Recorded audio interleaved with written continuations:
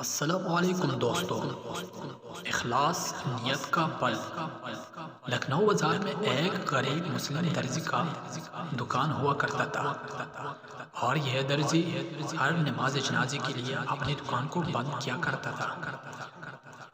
لکھنؤ بازار میں ایک غریب مسلم درزی کی دکان تھی جو ہر نماز جنازے کے لیے اپنی دکان بند کرتے تھے۔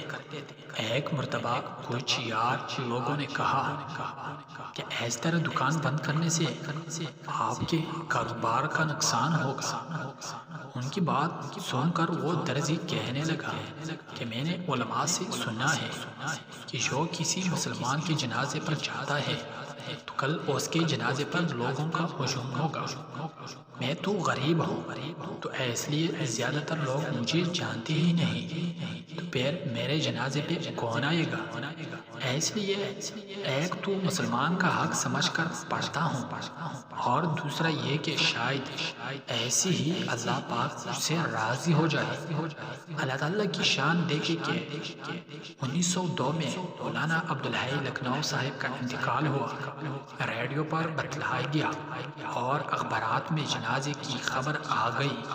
جنازے کے وقت لاکھوں کا مجموعہ تھا، پھر بھی بہت سے لوگ ان کا جنازہ پڑھنے سے محروم رہ گئے۔ جب نماز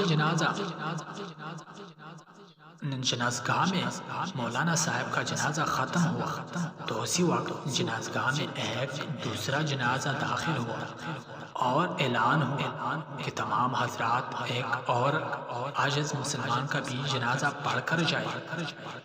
یہ دوسرا جنازہ ایسی غریب درزی کا تھا۔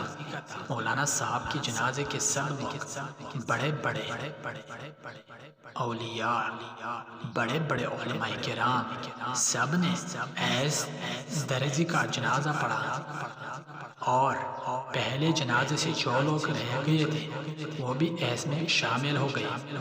ایس غریب کا جنازہ تو مولانا کی جنازے سے بڑھ کر نکلا۔ بالآخر اللہ تعالیٰ نے ایس درزی کی بات پوری کر کے اس کی لاش رکھی۔